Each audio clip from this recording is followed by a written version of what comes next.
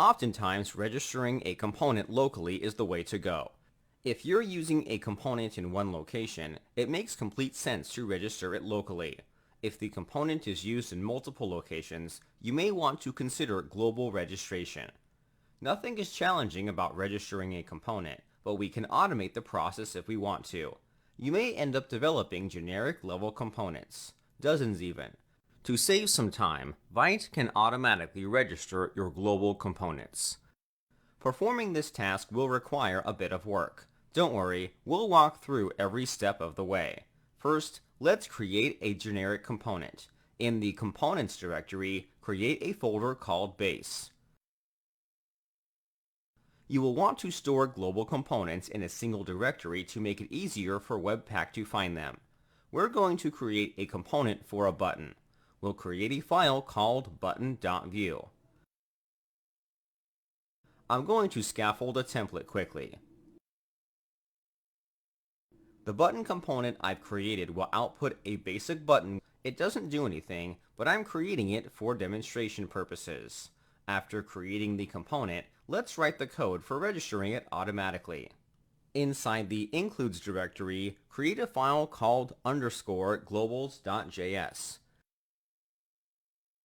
We can write the code in the main.js file, but we're going to create it in a separate file to make things readable. The globals file will be a Vue plugin. We'll want to register this plugin before we mount the application. Otherwise, the components won't be available globally. Open the main.js file. Inside it, import the _globals.js file. We're going to assign the import statement a name of global components. After importing this file, we'll call the app.use function down below. We'll add the import to the function. Let's review what we'll be doing in order to get components registered globally.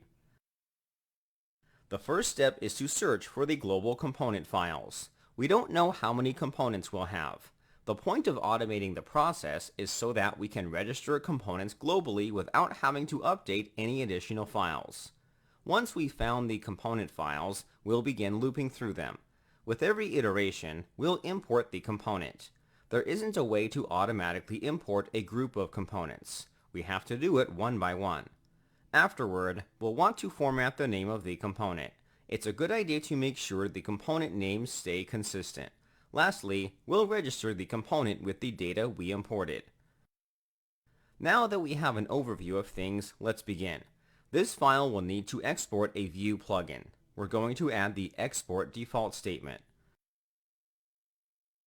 Inside the object, we'll add a method called install. We'll be expecting an argument called app. This argument will be added to the function's parameters. In accordance with our plan, we'll start by searching for the files. We'll be working inside the install function. Inside this function, run a function called import.meta.glob. The import.meta object is available in all JavaScript files. It's an object of information related to the current module. Vite extends this object by adding a function called glob. We talked about globs in another sections. Globs are a feature for searching for files with patterns. This function will import files. By default, the glob function will lazy load a module. In our case, we're interested in importing the files immediately. We do not need lazy loading. We can pass in an object to configure the behavior. Let's add an option called eager with a value of true. Enabling this option will force the function to load the modules immediately. As for the first argument, this function accepts a pattern. Pass in the following pattern: .components/base/**.view. We're pointing the function to the directory with our base components. The asterisk characters acts as a wildcard character. This pattern will select any Vue component files in the base directory.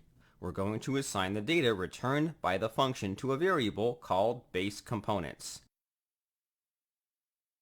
By default, the glob function will return an object of imported files. In my opinion, it's easier to loop through an array. We can convert the object into an array by calling the object.entries function. This function will convert each property to an array where the first item in the array contains the key, and the second item contains the value. Let's pass in the base components variable. Next, chain the forEach function. Pass in an arrow function. In the argument list, let's destructure the array by grabbing the path and module items. The first item in the array will have the file path, whereas the module item will store the component data. It's the same object you would pass into the app.component function. We can use it to register the component. Before we get to that, we'll want to format the name of the component. It'll be based on the file name. To help us with that, we're going to import the Lodash module. Lodash is a utility JavaScript library. It comes with functions that can perform basic operations such as string manipulation. In the resource section of this lecture, I provide a link to the Lodash library. I highly recommend checking it out after you're finished with this lecture. Based on the documentation, it's recommended we assign the import to an underscore character. Vite uses Lodash internally. The Lodash module is already installed in our project. The reason we're using Lodash is because we want to format the name in Pascal case. That can be easily achieved with Lodash. We'll declare a variable called component name. The value for this will be the underscore dot upper first and underscore dot camel case functions. The upper first function will capitalize the first character in the string. The camel case function will camel case a string. We'll be using both functions to get the name in Pascal case. Let's pass in the path variable. The path variable will contain the full path to the file. However, we're not interested in the complete path, just the name. We can grab the file name by chaining the split function with a / character. The split function will break the string into an array. The last item in the array will always be the file name. Let's call the pop function to grab the last item. Lastly, let's chain a regular expression. Pause the video so you can have what I have. The regular expression will remove the extension from the file name. All components will have the .view extension, which isn't what we want. To give you a better understanding of why we do this, let's log the original and formatted name. Then, I'll switch to the browser with the console opened. The original name will have additional characters that aren't desired. The second name is what we're looking for. We have everything we need. We have the component configuration options and a name. Back in the editor, we'll comment out the log statement. At the bottom of the loop, call the app.component function.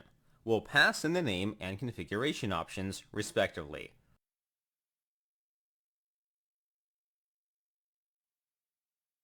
There's one last issue we'll need to resolve. In JavaScript, we can assign exported values to a name or under the default namespace. For example, in the globals file, we are exporting the plugin under the default namespace. Components are also exported under the default namespace. Therefore, the component data is accessible via the default property. I'll add a comment above to explain this better. As you know, we have the option of exporting a component using the export default keywords. Alternatively, we can use named exports. If the component is exported as a default, Vite will assign the configuration options under a property called default. One last thing, we're going to prefix the component names with the word base. Prefixing your names is never a bad idea. This prefix will help prevent naming collisions with other components. I prefer to use base instead of app because these are generic components. Use the naming convention that makes sense to you. We're finished. This function will automatically register components defined in the components/base directory. Let's test if this works by using the button component. Open the About component. In this component, add the base button component below the heading. After making that change, refresh the page on the browser. The button will appear. We've successfully created a way to register components automatically. Registering components locally or globally is a tricky business. If you have global components, consider registering them automatically to save yourself time.